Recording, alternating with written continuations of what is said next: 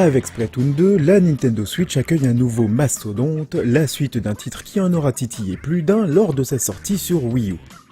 On retrouve son concept singulier qui utilise la peinture à la fois comme arme, mais aussi comme outil de déplacement.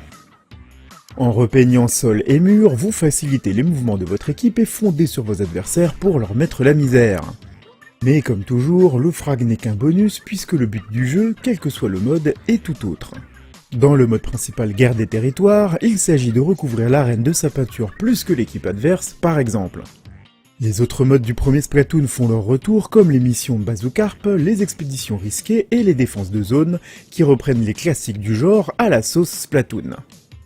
Avec son gameplay particulièrement énergique et ses situations rocambolesques, le TPS de Nintendo réussit toujours autant son office et le fun est au rendez-vous à chaque partie, surtout entre potes. Nintendo Switch oblige, on peut maintenant facilement jouer à plusieurs en local et l'arrivée du chat vocal en partie online via l'appli facilitera l'aspect convivial et tactique, même si on aurait aimé qu'il ne soit pas limité aux parties entre amis. Cela étant dit, il est à noter que Splatoon 2 possède un online très structuré, ce qui peut être vu comme une qualité ou un défaut selon les cas. Les cartes et modes de jeu défilent selon des horaires qui dépendent du type de session online, et le joueur peut à la fois gagner de l'expérience, mais aussi des rangs selon le mode de jeu. Le petit bémol avec ce système, c'est qu'il faut s'investir dans du grind un poil répétitif pour débloquer les différentes sessions online. De plus, on peut regretter parfois que le jeu soit aussi restrictif et ne permette pas de jouer online au mode que l'on veut, même hors classé, sans passer par du grind. Pas de quoi faire un infarctus, cela dit. Mais Splatoon 2 étant une suite, faisons un petit tour des nouveautés. Prenons déjà note du peu de risque pris puisqu'il s'avère très proche du premier, là où Nintendo nous avait souvent habitués à incorporer des éléments qui changent drastiquement la façon de jouer à chacune de ses licences. Ici, il faut compter sur quelques nouvelles armes, le double gun en tête avec ses roulades très pratiques pour feinter l'adversaire.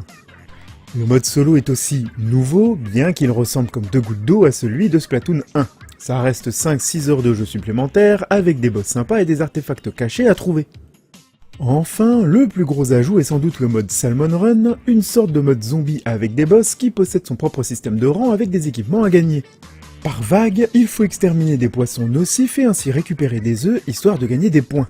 Les boss demandent plus de stratégie, avec en général un point faible précis à toucher au bon moment.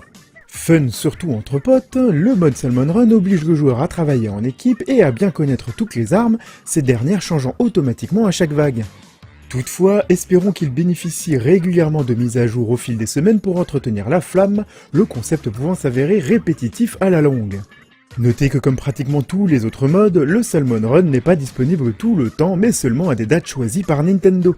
À ce sujet, sachez que les Splatfest sont de retour, opposant toujours deux équipes avec de belles récompenses à la clé.